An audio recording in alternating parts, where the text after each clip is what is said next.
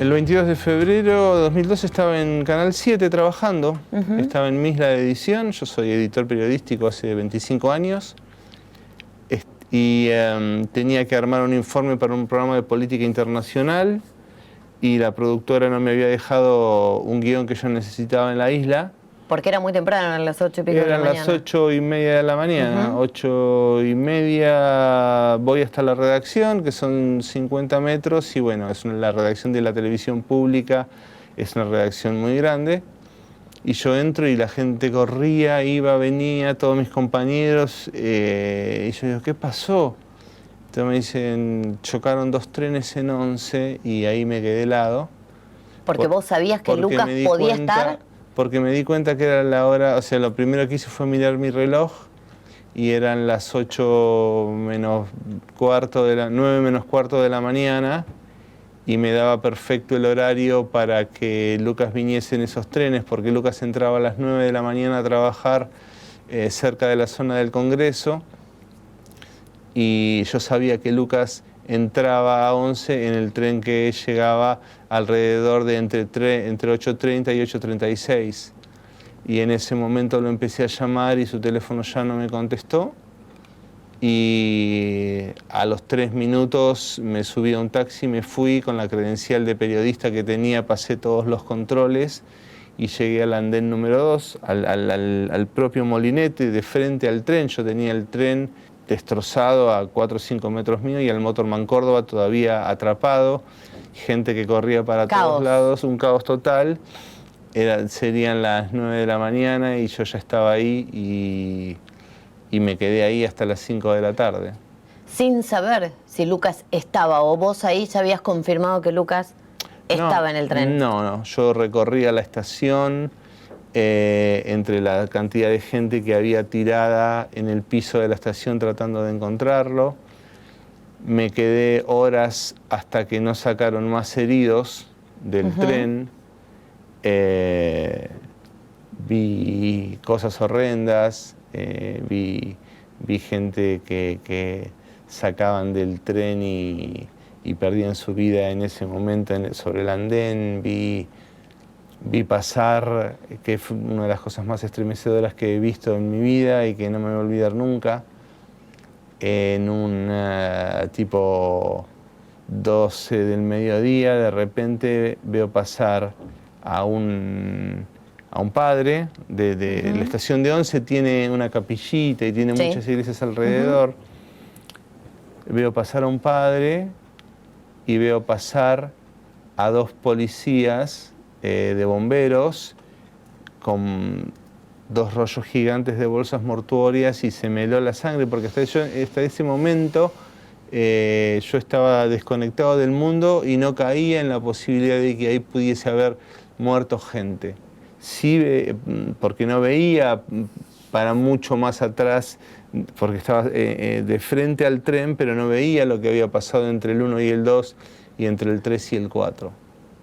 Y después de las 2, 3 de la tarde que Lucas no aparecía, empezamos a comunicarnos. Bueno, yo camino a 11, llamé a la mamá de Lucas muchísimas veces. Ella estaba tomando exámenes, profesora de geografía, o era profesora de geografía. Estaba tomando exámenes de febrero. Me contesta como a las 11, cuando ve que tenía como 20 llamados míos, le explico lo que pasó. Y bueno, a partir de ahí... Tremendo. Ese llamado también es tremendo. Sí, decirle eso a la mamá de mi hijo, y que me diga, bueno, salgo para allá, y que ella la llame a Lara, la vaya a despertar a nuestra hija en común y le cuente, y a su papá, y armar toda la red de amigos para que viniesen a ayudarnos a buscarlo por los hospitales. Para encontrarlo 60 horas después en ese mismo tren por la impericia manifiesta de los jefes del operativo de seguridad, que lo dejaron olvidado en una cabina durante 3 días. ¿Quién te dice que Lucas estaba dentro del tren? A la mañana del 24, después de que la mamá de Lucas hace las gestiones para que se libere el video de la estación de Padua, mientras nosotros estábamos rastreando las cámaras de la Policía Metropolitana, porque había un bombero que nos había dicho que él creía haber rescatado a un chico con las características de Lucas por haberlo... A esa altura toda la televisión argentina reproducía la foto de Lucas. Sí, y había gente que decía que lo había visto en otro lugar. Todos recordamos ese momento, sí. Le muestran a una persona allegada a la familia y a Lara el video. Nos hacen ir a 11, a la cámara, a la parte donde están las cámaras, me pasan la cinta de grabación y lo veo subir en el lugar donde lo encontraron, en la cabina, que tendría que haber estado cerrada. Lucas llega corriendo a la estación, la cámara lo toma, pero perfectamente. Lucas entra por la derecha de cuadro y digamos, con el tren ya parado en la estación, intenta entrar en una puerta donde la gente está hasta el borde, digamos, no hay lugar para que entre nadie más. Mira el resto de las puertas y ve que esa maldita ventanilla que tendría que haber estado cerrada estaba abierta. Y por esa cosa de no llegar tarde al trabajo que le había sido inculcada tan férreamente, Lucas se mete en ese lugar. Había tocado la noche anterior en los Corsos de Pado hasta muy tarde y yo lo reconozco porque tenía puesto un buzo mío con los auriculares puestos como todas las mañanas, por abajo del buzo, el buzo arriba, por su mochila, lo veo, lo reconocería en millones, obviamente como cualquier papá a su hijo. Es tu hijo. Y lo veo subir ese lugar, entonces le digo y a la media hora todos los canales de televisión estallan con la noticia, y fue tremendo porque a nosotros nos lo confirman a las 10:30 de la noche, cuando todo el país ya sabía que lo habían encontrado. Todos los canales habían mostrado la imagen del cuerpo de policía retirando su cuerpo en una camilla. Mi mamá, que en ese momento tenía 78 años, cuidándola, mi ex cuñado, de que no mirase televisión para que no se enterase por ahí. Fue una cosa... Es como atajar demasiado, ¿no? No, es demasiado. Por todos lados, y vos decís, ¿cómo hago? Y cuando ya toma estado público, la gente quiere prender fuego a la estación y sale mi hermano, Leonardo, a pararse a los molinetes a decirle que nosotros no éramos eso. En el medio de la estación había 200 amigos de Lucas a los que la policía rodea y otros amigos míos los llevan a otro lugar para tranquilizarlos, porque imagínate, chicos de 20 años a los que se les va un amigo, pierden la noción de todo, o sea, el mundo se les derrumba en la cara. Se enojan. Se enojan, se desesperan. Les duele. Les duele la vida. Obvio. La vida les acaba de demostrar lo que es. Obvio. De un minuto para el otro. Y bueno, controlamos la situación como pudimos y después, bueno, despedirlo en una ceremonia íntima, llena de canciones, de alegría, de anécdotas. Nosotros no podíamos despedirlo con tristeza. Hubiese sido antinatural de un servicio que, como dijo Rubén Sobrero, el sindicalista... Sí, lo peor de todo es que nosotros lo venimos diciendo hace 8 años y nadie nos quiso escuchar, yo agregaría.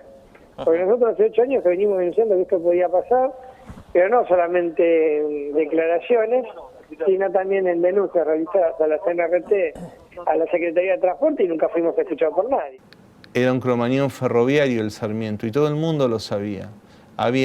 Después en el juicio se demostró, porque estaban todas las denuncias de los trabajadores ingresadas en la Comisión Nacional de Regulación del Transporte, en el Ministerio de Planificación, en el Ministerio de Transporte, en la justicia misma, todas las denuncias de todas las cosas que iban pasando y que fueron metodológicamente ignoradas y cajoneadas a favor de los empresarios siriglianos, ¿no? Porque ahí había un arreglo de miles de millones de pesos en subsidios que circulaban desde el Estado argentino al grupo empresario y que ese dinero se licuaba dentro de las empresas del mismo grupo económico en vez de ser reinvertido Invertido en seguridad, claro, y en coches nuevos y en todo lo que el usuario merecía.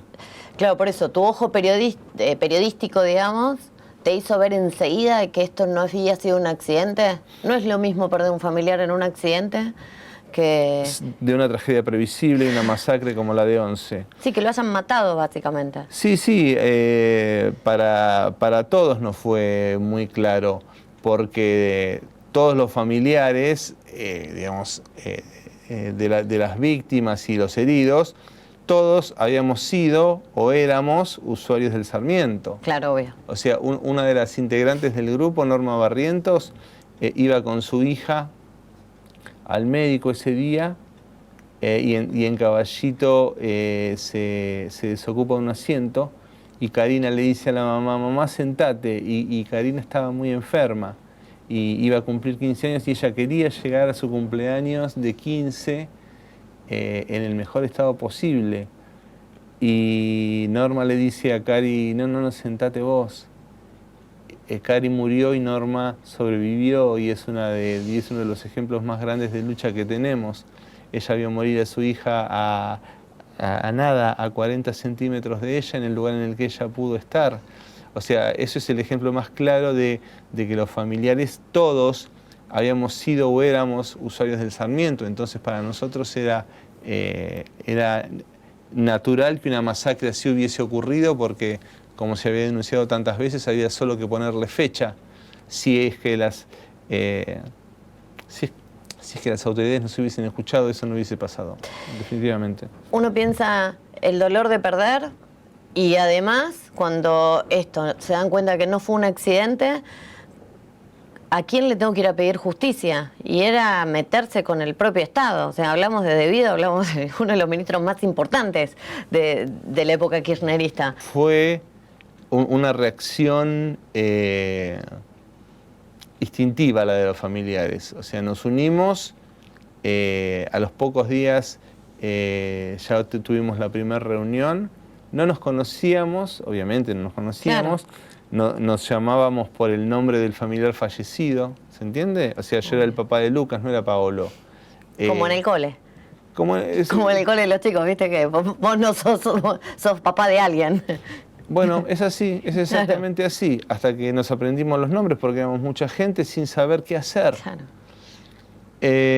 Frente a un gobierno que había ganado por mayoría directa las elecciones 4 meses antes, con un poder casi intocable, y nosotros tratando de entender primero qué era lo que nos había pasado.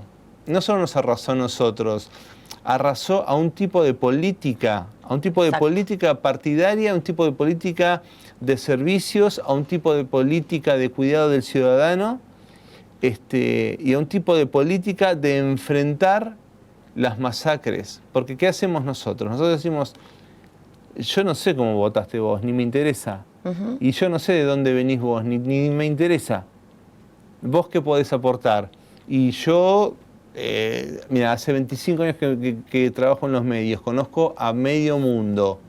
Buenísimo. Claro. ¿Vos qué hacés? Yo soy contador, puedo juntar, que pongamos 100 pesos cada uno y administrar los gastos que tengamos. Buenísimo. ¿Vos qué hacés? Y yo tengo un taller de impresión, puedo hacer banderas. Adelante con eso. ¿Vos qué sabés hacer? Y yo tengo un primo que tiene una fotocopiadora, puedo imprimir volantes. Ahí. O sea, fue como una cosa muy sui generis en el medio en el que... Entre lágrimas. Que se te ocurre todo esto. Entre la vida destruida. Claro. Entre entender, o sea, en ese momento, Lucas fue papá muy jovencito. Tenía una nieta en ese momento que hoy tiene 11 años, tenía 4. Y eran uno solo. Claro. Eran uno solo, ¿viste? O sea, era una cosa... Eran papá e hija, pero eran como hermanos, y eran como primos, y eran compinches. Y de eso también te tenías que ocupar. Y andá a decirle a esa nena. Claro. Y trabajar con eso también, y trabajar con las repercusiones en mi cuerpo, en mi cabeza. en mi pareja, en lo que está, o sea, yo era otra persona de un día para el otro. Exacto. O sea, era otra persona. Claro, por eso es lo que nos preguntamos todos cuando vemos gente que ha sufrido o que sufre como sufren ustedes. ¿Cómo haces para levantarte al día siguiente, sostener todo esto que vos me describís y además ir a trabajar? Porque, digamos, tenés que seguir comiendo, digamos, Sí, es sí, todo. Sí, yo en lo personal... ¿Es inercia? ¿O es decir, yo en lo cómo es? personal, varias cosas. En lo personal pude hablar con las autoridades del canal en ese momento y con mis jefes directos y decirles, algún día vuelvo, Perfecto. no sé cuándo. Bien. Y estuve 6 meses sin trabajar, yo, porque Sí. tuve esa posibilidad. Claro. El resto no. Rearmar una vida, yo hacía muchos años que hacía terapia, 8 años para ese momento, así que mi terapeuta junto a Carolina, mi esposa, armaron, digamos, un nuevo viraje de contención psicológica y emocional para lo que estaba pasando. Toda una red de amigos enorme, mi familia obviamente. Ujú. Pero en eso yo mismo, digamos, o sea, en el medio de ser una persona absolutamente ignota, Aparte. a ser una persona que no podía ir a comprar medio kilo de milanesas sin que alguien me dijese, por favor, no aflojes porque en lo que hagan ustedes está todo el futuro nuestro. Entonces era realmente muy... Pero esos son como abracitos al alma, ¿no? Enormes, de no querer bajar y decir, enormes. por ese que no conozco, sigo. Enormes. Claro. Y sigue pasando. La gran diferencia es que cuando vos tenés muchísima exposición pública, como me pasó a mí, como le pasó a la mamá de Lucas y a algunos otros familiares que fuimos los encargados de hacer la comunicación pública de todas nuestras actividades, de repente, digamos, como todo pasa en la vida, las cosas se van aflojando. Obvio. La gente, yo siempre digo que la gente tiene una cuota para la miseria ajena. Ujú. A todos nos pasa, digamos, Sí. ¿no? Nosotros no podemos absorber todo lo que le pasa al otro. Sí, no podríamos. Porque si no te enfermas vos mismo. Lógico. O sea, hay un tope. Tal cual. Hay un tope de tragedia diaria que nuestra psiquis está preparada para absorber. Tal cual. Como todo, las cosas se van aflojando con los años y pasa una cosa que para mí es maravillosa, que es, si vos me ves acá, digamos, voy caminando por Buenos Aires, digamos, con David Bowie en la remera, soy una persona. Si voy con la remera que tiene este logo que dice justicia acá, que tengo un montón de remeras de todo tipo con ese logo, yo soy otra cosa. Claro. O sea, entonces, ¿entendés la importancia? Total. O sea, yo soy esto, Tal cual. ¿me entendés? Y eso es buenísimo, porque es, digamos, la despersonalización de la lucha, que es lo que nosotros siempre quisimos hacer. O sea, yo soy en tanto... públicamente soy en tanto tengo esto que me identifica y eso perdón, toqué el micrófono. No, y eso es muy importante porque significa que esto va más allá de esto y eso es sensacional. ¿Cuál es el mecanismo que te permite separar eso? Porque uno que no le pasó dice, yo creo que me monto en una ira impresionante, salgo a buscar al responsable, ¿viste? Típica que cuando te dicen, si a vos te pasara tal cosa, que yo salgo y lo mato, por ejemplo. Sí. ¿Por qué no? ¿Por qué no te pasa? O sea, No, nosotros lo hicimos eso, nosotros dijimos, pará, digamos, a ver, este tren se estrelló, murieron 52 inocentes y hay 800 heridos. ¿Por qué pasó? Entonces ahí empezamos todo el trabajo. Por un lado jurídico, de la instrucción del juez Claudio Bonadío, sí. que incluyó las pericias técnicas, las pericias contables. Aparecen por otro lado empleados de los Sirigliano que habían rescatado de un container que estaban prendiendo fuego un montón de documentación que mostraba los desvíos de fondos del dinero del Estado argentino hacia sus propias empresas, digamos. Por eso la justicia también los persigue a ellos, una cosa insólita. Ellos traen a la instrucción documentación y los siriglianos los denuncian penalmente por sustracción de documentación. Y les abren una causa. Buenísimo. Por un lado iba todo ese camino judicial, que sí, obviamente empieza a tomar velocidad con la instrucción. Lógico. Y empieza a decir, no señores, acá había un secretario de transporte que se llamó Ricardo Jaime, que le dejó el lugar a Juan Pablo Schiavi. Por arriba de los dos había un ministro de planificación que se llama Julio De Vido. Por abajo de ellos están la Comisión Nacional de Regulación del Transporte. Ellos derivaban la plata al grupo Sirigliano, encabezado por Claudio Sirigliano, por Mario Sirigliano.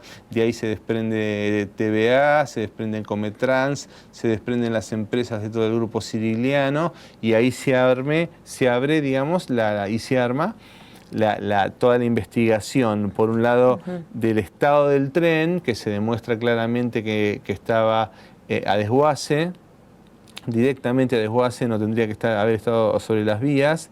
Se demuestra técnicamente y se demuestra contablemente los desvíos de fondo. Por el otro lado, lo nuestro era seguir diciéndole a la sociedad que nos decía en este país nunca pasa nada, decirle, sí va a pasar. Claro, en este país nunca pasa nada. Sí va a pasar. ¿Sabés lo único que necesitamos? Que no nos dejes solos. Acompáñanos, pero con una condición. Ni banderas políticas ni sindicales. Perfecto. Porque nosotros no somos eso. Y dentro de mi terapia, trabajar el odio, que es lo más... Ese es el punto. Trabajar el odio, pero trabajar el odio desde un lugar de salud. ¿Por qué? Porque el odio es una bomba de tiempo adentro. El odio, digamos, por una masacre como la de Once o por la pérdida de un familiar directo. Te doy un caso. Cromañón fue en 2004. De 2004 a diciembre de 2019, a diciembre de 2018, murió cada 4 meses un papá, una mamá, un sobreviviente, un hermano de cáncer. Y estos son datos absolutamente fríos y concretos. Eso significa que cuando vos no... Digamos, eso también es impunidad, porque la corrupción mata, pero la impunidad mata, el tiempo mata, la injusticia mata. Y también mata no saber qué hacer con el odio que vos tenés adentro. Vos sos una bomba de tiempo... Total, en sí misma. En sí mismo. A mí me ha pasado un montón de cosas, digamos, y me han despertado un montón de enfermedades que pudieron ser algunas menos graves, algunas muy graves, que pudieron ser controladas por toda una estructura médica y psicológica que pude armar alrededor mío. Y por sobre todo por entender que, digamos, no quiero sonar excesivamente romántico, sino más bien pragmático. O sea, Lucas se fue, pero también tengo un montón de amor alrededor. ¿Qué hago con eso? Claro. ¿Qué hago con eso? Se merecen. La tengo a Lara, la tengo a Pachu, la tengo a Caro, mi hija, mi nieta, mi mujer, mis trípodes para todo esto. ¿Qué hago con todo ese amor?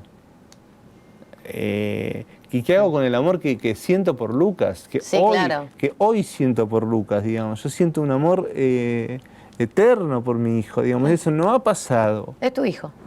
Lo sigue siendo, lo seguirá siendo. Yo siempre digo, Luquitas es perfectamente hermoso, talentoso y joven por siempre. O sea, yo lo vivo así. Yo digo, un papá de Keyvis, un boliche en Olivos que se prendió fuego por el 92, 93. Hoy son personas muy grandes, ellos nunca pudieron encontrar un culpable. Seguramente si se hubiesen encontrado esos culpables, Cromañón no hubiese pasado. Por ejemplo, es una de las cosas que le pasa a este país, ¿no? Que no aprende de las masacres. Y él me dijo un día una frase cuando me conoció, el día que me conoció, que no le pertenece, pero que como las grandes frases no importa a quién le pertenecen. Y él me dijo que la alegría de haberlo, que la tristeza de haberlo perdido no te haga olvidar la alegría de haberlo tenido, porque lo tuviste. Tal cual. Lo tuviste 20 años, todo para vos. Tal cual. No tenerlo no te puede hacer perder eso, que eso no tenga valor, que eso no puedas convertirlo en otra cosa, ¿no? Resiliencia se llama. Totalmente. Resiliencia. Y por eso, a pesar de que muchos nos enfermamos, no somos pocos los que nos enfermamos mucho y muchos. ¿Te puedo preguntar de qué? A mí, por ejemplo, lo más grave que me pasó fue que se me despertó una enfermedad que venía de fábrica, que venía en el envase. Sí. Que se llama, ya es una enfermedad que impide que mi cuerpo elimine el hierro. Y eso se disparó por el estrés de 2012, porque yo tenía análisis previos que no marcaban nada, y a 2014 tenía 6 veces en mi cuerpo más hierro del que tenía. Y eso me pudo haber causado una cirrosis, porque no tiene síntomas, y me pudo haber mandado a un trasplante o matado directamente. Me ha salido un vitiligo nervioso, varias... Por algún lado se... Es que sale, claro. son pequeñas bombitas que van estallando, algunas más graves, algunas menos graves, pero que si no atendés a tiempo o no lográs sacar para afuera lo que te está pasando de alguna manera, te revienta adentro. El caso de José Luis Cabezas en Pinamar es un tema que nos va a doler eternamente.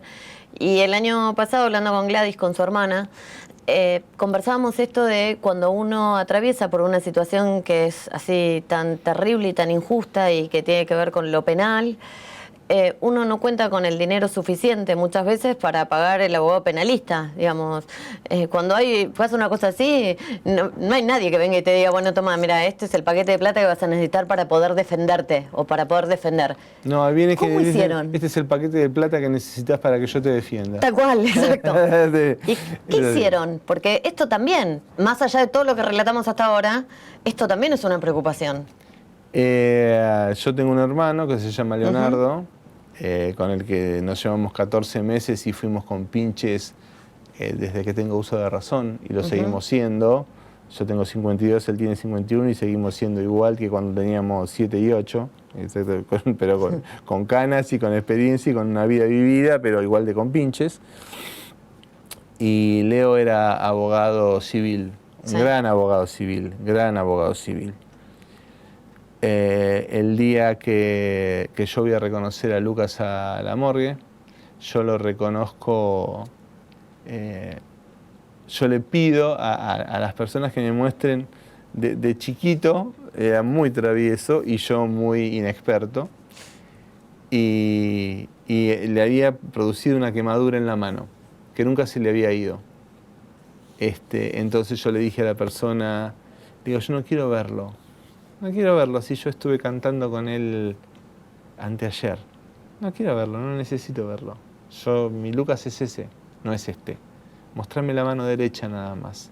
Entonces ella corrió la sábana y me mostró la mano derecha y le dije, listo, es él.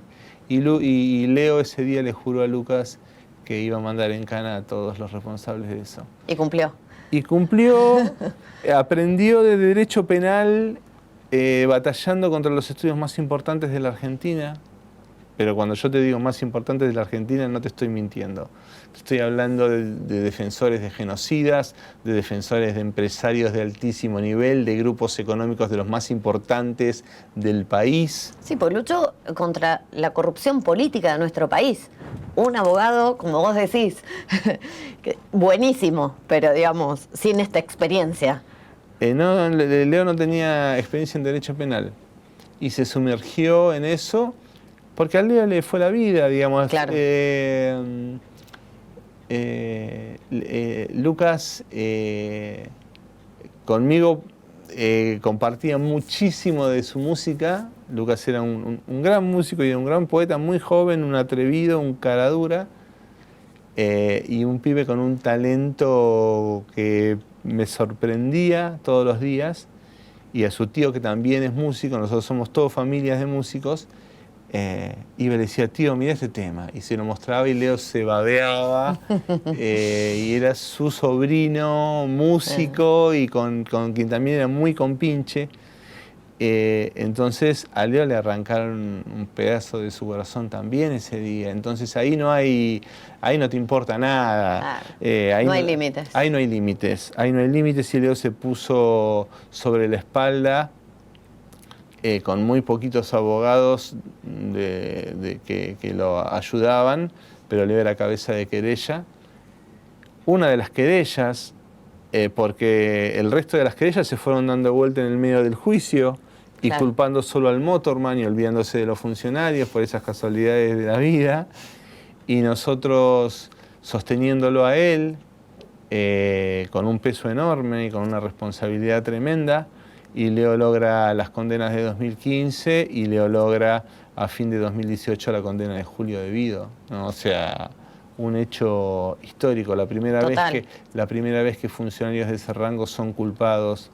Condenando a Julio Miguel de Vido, de las demás condiciones personales sobrantes en autos, a la pena de 5 años y 8 meses de prisión, inhabilitación especial perpetua, accesorias legales y las costas del proceso.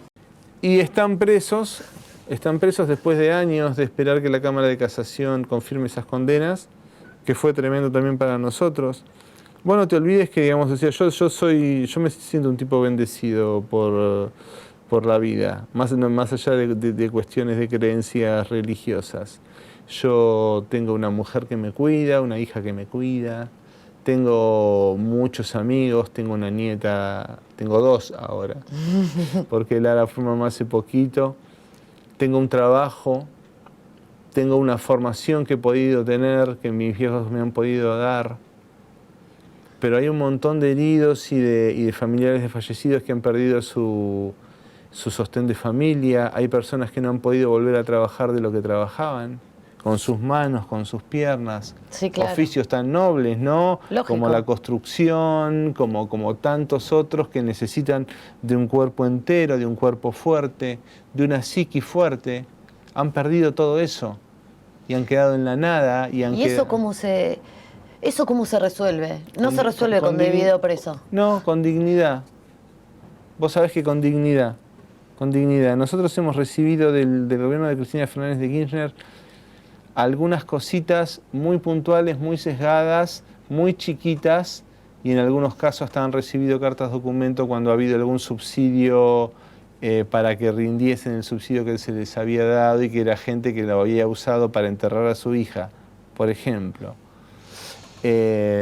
Algunos pequeños trabajos en ANSES, pero cosas muy chiquitas. Si hablas de 52 fallecidos, ponele que son 4 personas por familia, estamos hablando de más de 100 personas, más los 800 heridos, más los grupos familiares de heridos que no han podido volver a trabajar. Como te decía, son miles de personas dañadas.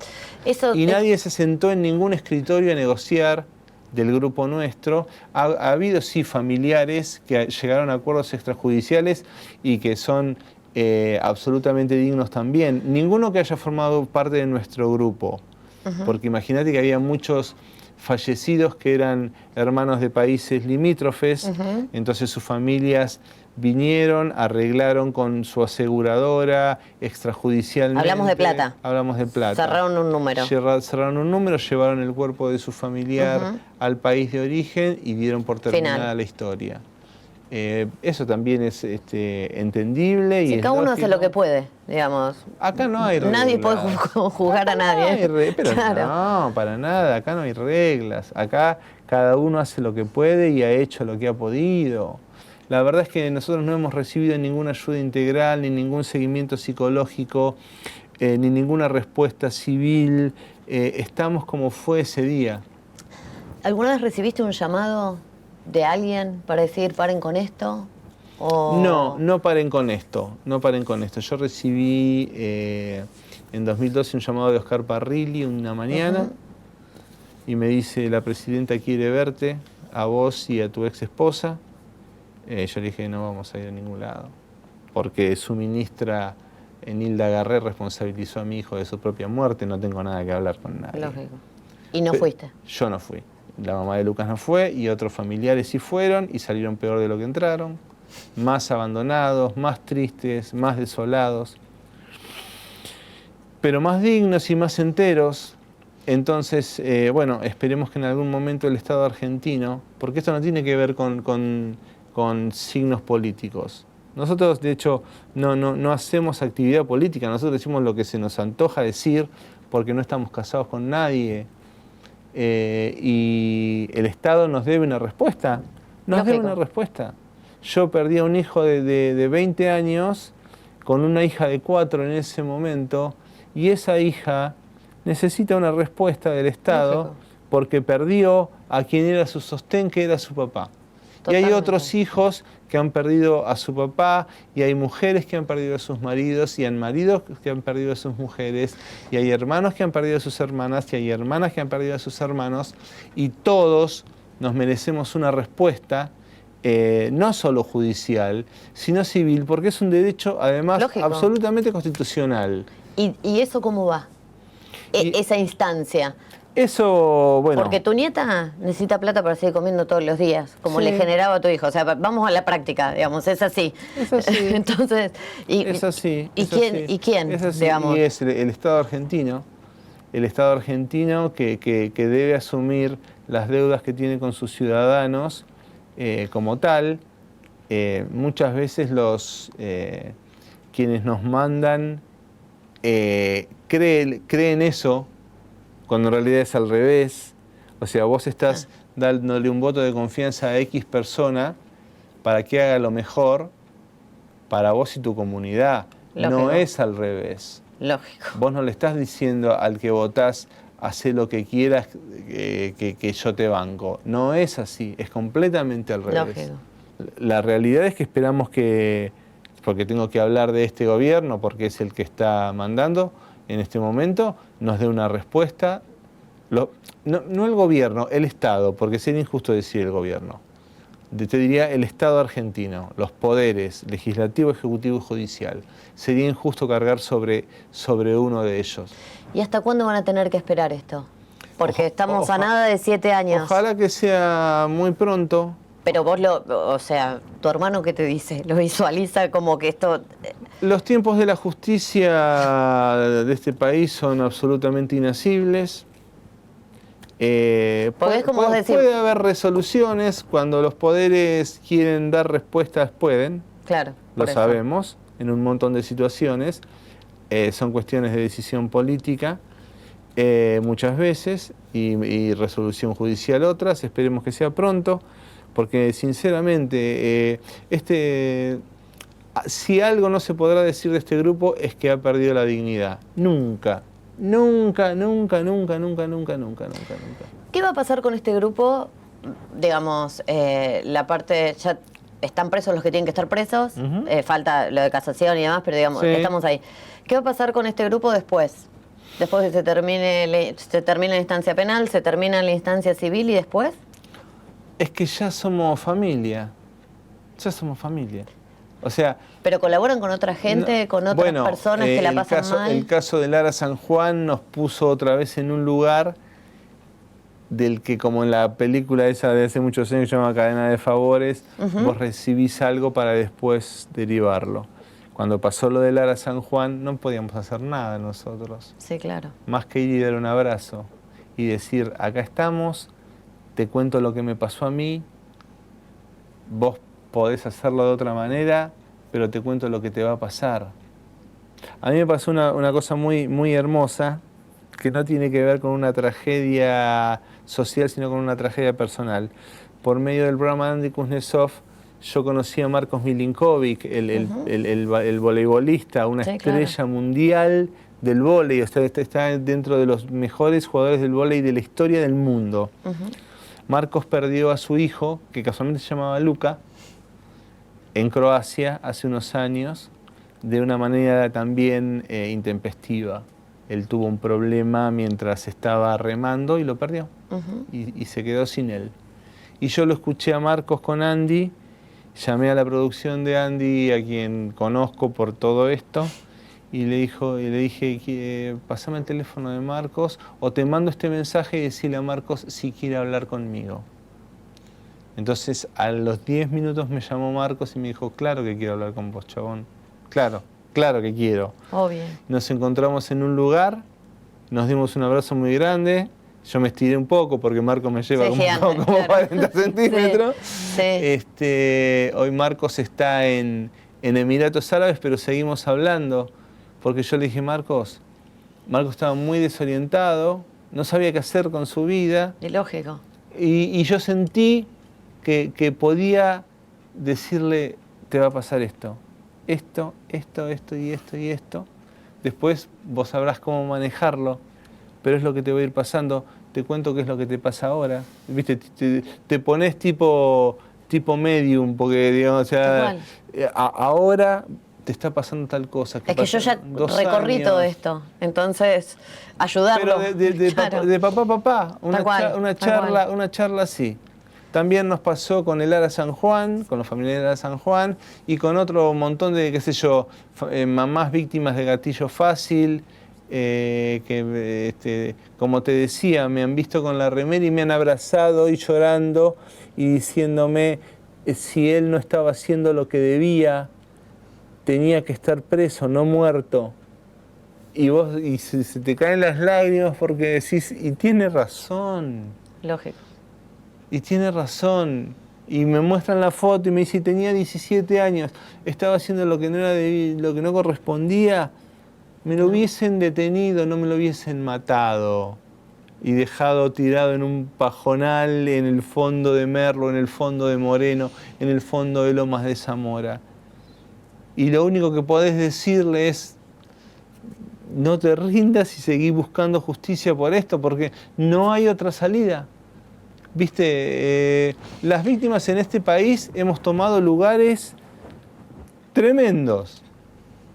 AMIA, Embajada, Cromañón, Keyvis, Beara, Gatillo Fácil, violencia institucional, femicidios, y siguen las firmas. Sí, Madres del Dolor y... Bueno, olvídate, las Madres del Dolor. Otras y otras divinas, y vos Sí. las ves, viste, la ves a Vivian y Vivian sigue y se pone en una esquina y dice, por un tipo como vos yo perdí a mi hijo.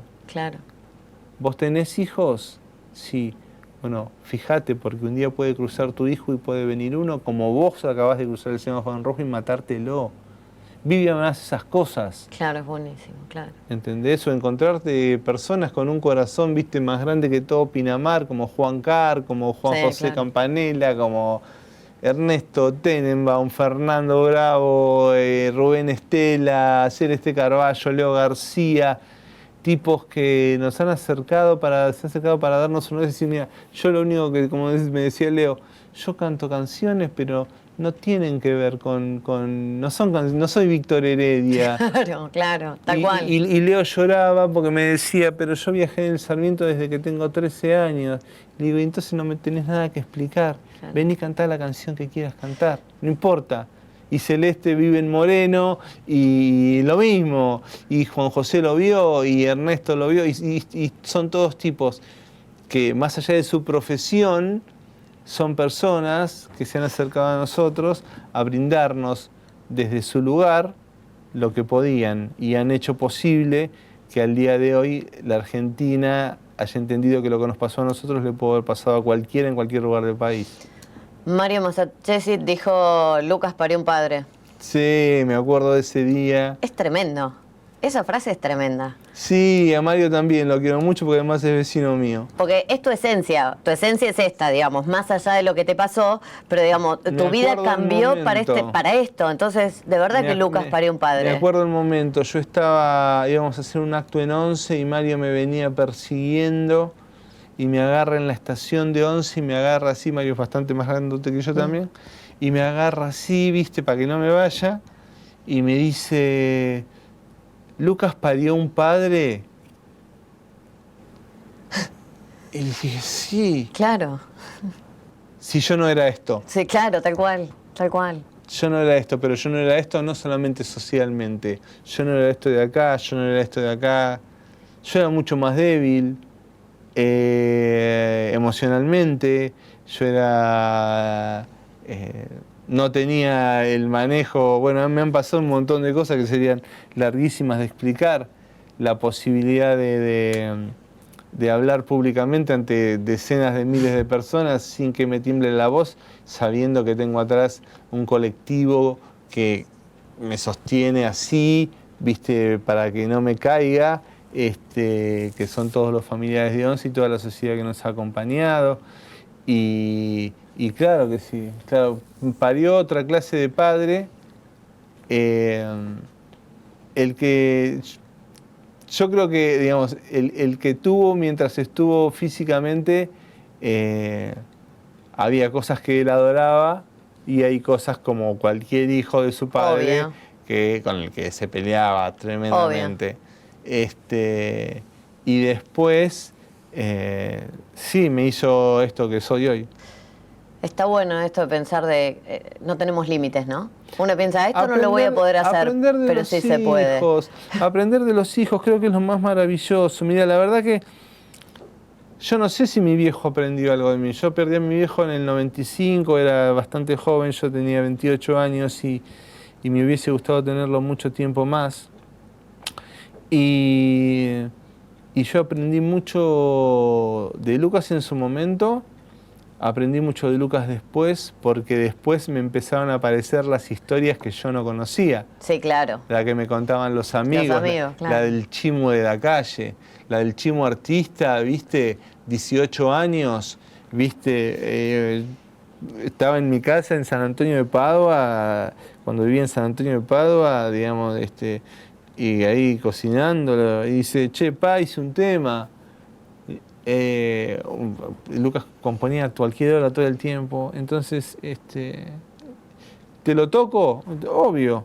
Agarra una de las tantas guitarras que había en casa y empieza a tocar una canción, y en un momento él dice, pero con una soltura y una caradurez, entonces una de las estrofas dice, no nos pueden comprar, no deben corrompernos, informaciones falsas que empañan la visión, madera noble, roble es mi corazón. Entonces yo justo estaba ahí picando cebolla, lo cual me vino bárbaro. Muy bueno. Me vino genial. Entonces termina la canción que se llama Moscas en Rosas y es una canción maravillosa. No nos pueden comprar. No deben corrompernos informaciones. Si tuvieses el poder de volver a algún lugar de tu historia, ¿cuál volverías? Y me parece que esa cocina sería como el ideal, ¿no? Sí, o la noche del 20 de febrero. La noche del 20 de febrero llueve en Padua, del 20 de febrero de 2012. Y Lucas tenía que tocar esa noche. Y como llueve se suspende y nos vamos a cenar. Y volvemos, cenamos con él, Paz y yo, solos los tres, en un lugar en Padua. Y volvemos, y Pachu, que es también muy especial, iba en mis hombros. Y entonces iba cantando esa canción que era tan conocida en ese momento y decía, moza, moza, servime una gaseosa. Cantaba ella con 4 años y los tres nos moríamos de risa. Y la felicidad es eso, no es tan complicado, ¿no? No es una 4x4, no es una casa a orillas del mar, no es un auto 0 kilómetros. La felicidad es así de sencilla. Tan sencilla que te la arrancan de un momento para el otro, por eso es tan importante disfrutarlo. ¿Viste? Estás con tus pibes y con tu marido comiendo una milanesa y decís, loco, soy feliz comiendo esta milanesa. Bueno. No necesito más que esta gente, bueno. No necesito mucho más. ¿Me mostrás tu brazo? ¿Qué dice? Un largo y sinuoso camino, la canción de Let It Be de los Beatles. Fue el primer disco que me regaló mi mujer, que se convirtió en nuestra canción y que fue tatuado por mi hija y que significa esto, ¿no? la vida es eso, digamos, es un largo y sinuoso camino para alguien como yo que soy músico y que perdió un hijo músico físicamente, pero que ahí está, míralo, esa estrellita ligada a la blanca, y es eso, un largo y sinuoso camino. Después uno elige cómo hacerlo, después uno elige, pero un día dije, Debido está preso, Debido está condenado, cerramos un ciclo, hay que dejarlo Grabado. hay que dejarlo grabado. Sí, sí, como dice la canción, dice, nunca va a desaparecer, ¿no? El largo y sinuoso camino nunca va a desaparecer. No va a desaparecer.